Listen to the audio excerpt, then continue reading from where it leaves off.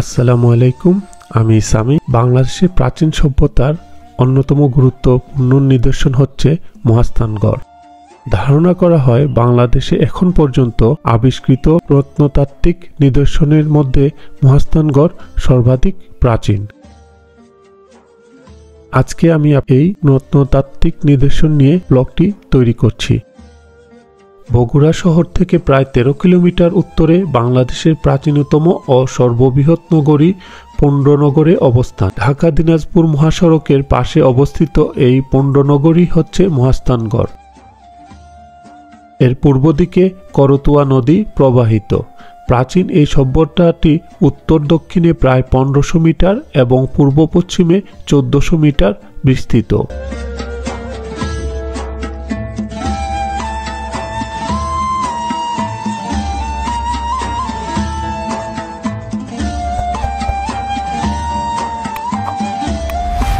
প্রত্নতাত্ত্বিক ও বিজ্ঞানীদের ধারণা এই পুণ্ড্রনগরী হচ্ছে প্রাচীন পুণ্ডের রাজধানী পুণ্ড্রনগর বা মহাস্থানগড়। মৌর্য সম্রাট অশোকের একটি শিলালিপি ও চীন পর্যটক হিউয়েনসাং এর বর্ণনায় পুণ্ড্রনগরের উল্লেখ রয়েছে। হিউয়েনসাং এর বর্ণনা থেকে আলেকজান্ডার কানিংহাম 1879 সালে মহাস্থানগড়ের পুণ্ড্রনগর বলে চিহ্নিত করেন। 1930 সালে বাংলা অক্ষরে বাংলার প্রাচীনতম শিলালিপি থেকে প্রমাণিত হয় যে আজকের মহাস্থানগড়ই বাংলার প্রাচীনতম শহর পুণ্ড্রনগর। বৌদ্ধ সভ্যতার প্রাচীনতম ধ্বংসাবশেষ এবং পুণ্ড্রনগর বা মহাস্থানগর মৌজা। মৌর্য, গুপ্ত, পাল ও বিভিন্ন হিন্দু সাম্রাজ্যদের প্রাদেশিক রাজধানী ছিল।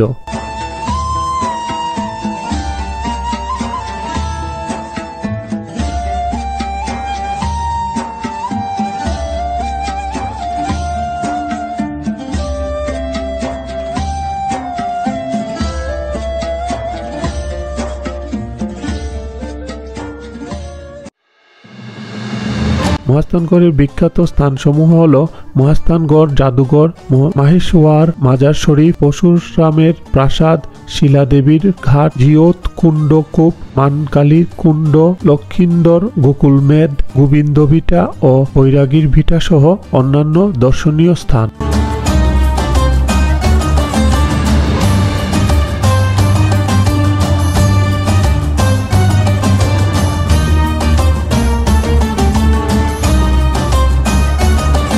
প্রাচীর বেষ্টিত এই প্রাচীন নগরীর দৈর্ঘ্য 5000 ফুট ও প্রস্থ 4500 ফুট এবং চারপাশে সমতল ভূমি থেকে প্রায় 15 ফিট উঁচু।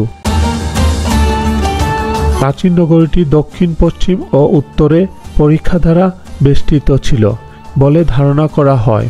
মূল নগরীর বাইরে প্রায় 5 মাইল পর্যন্ত শহরতলি ছিল। 1928-29 সালে এ.এন. দীক্ষিতের তত্ত্বাবধানে ভারতের প্রত্নতাত্ত্বিক বিভাগ এখানে 3টি টিভিতে খনন কার্য পরিচালনা করে। এগুলো হচ্ছে বৈরাগী ভিটা, গোবিন্দ ভিটা ও মুনির ঘোষ।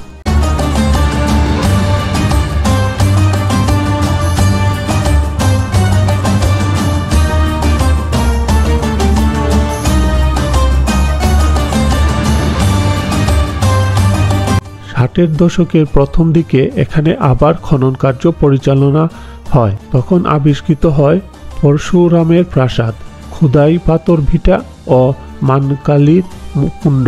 মহাস্থানগড়ের প্রাপ্ত প্রত্নতাত্ত্বিক সামগ্রী। মহাস্থানগড়ের প্রত্নতাত্ত্বিক খনন কার্যের মাধ্যমে বহু প্রাচীন নিদর্শন বা সম্পদ পাওয়া গিয়েছে, যার মধ্যে রয়েছে পাথরের বিষ্ণু মূর্তি, সোনার অলংকার, আংটি ও বালা, পোড়ামাটির মূর্তি ও খেলনা, পোড়ামাটির শিল, মুদ্রা, প্রদীপ, বিভিন্ন আকারের বোতাম, নানা রঙের মাটির পাত্র, থালা, বাসন, রান্নার হাঁড়ি পাতিল, তামা ও ব্রোঞ্জের গহনা ইত্যাদি উল্লেখযোগ্য।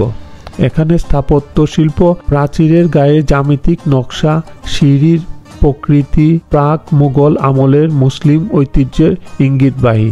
এখানে পাক মুঘল আমলের একটি মসজিদ ও ধ্বংসাবশেষ আরবি এবং সুফি সাধক সুলতান মাহিশওয়ার বলখির মাজার এবং মসজিদ রয়েছে। সার্বিক বিবেচনায় মহাস্থানগড় জৈন, বৌদ্ধ, হিন্দু ও মুসলমান সংস্কৃতির সংমিশ্রণ। নিদর্শনসমূহের গুরুত্ব। প্রাচীন বাংলার তথ্য উদ্ঘাটনে মহাস্থানগড়ের প্রত্ন সম্পদের ঐতিহাসিক গুরুত্ব রয়েছে। খ্রিস্টপূর্ব ৩য় শতাব্দীকে খ্রিস্টপূর্ব 1500 শতাব্দী পর্যন্ত এখানে একটি সমৃদ্ধ সংস্কৃতি ও সভ্যতার বিকাশ ঘটেছিল। এই সভ্যতায় বৌদ্ধ ও হিন্দু সংস্কৃতির প্রভাব ছিল। খ্রিস্টীয় 4র্থ শতকের পরে ক্ষুদ্র কক্ষ বিশিষ্ট আবাসন নির্মাণ পদ্ধতি প্রাচীন বাংলার নিজস্ব স্থাপত্য কৌশলের প্রমাণ হাজির করে। বৌদ্ধ ধর্মের পর বৌদ্ধ ধর্মের বিজয়ী বার্তাকেও ধারণা করে মহাস্থানগড়ে একটি মূর্তি নির্মিত হয়েছে। বাংলাদেশের সমাজ ইতিহাস অধ্যয়নে মহাস্থানগড়ের গুরুত্ব অপরিসীম।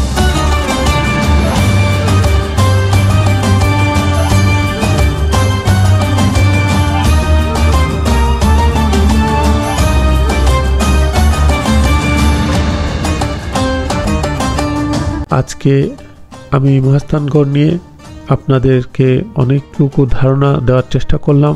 আশা করি আপনাদের ভালো লেগেছে। এবার বিদায় নিচ্ছি। আল্লাহ হাফিজ।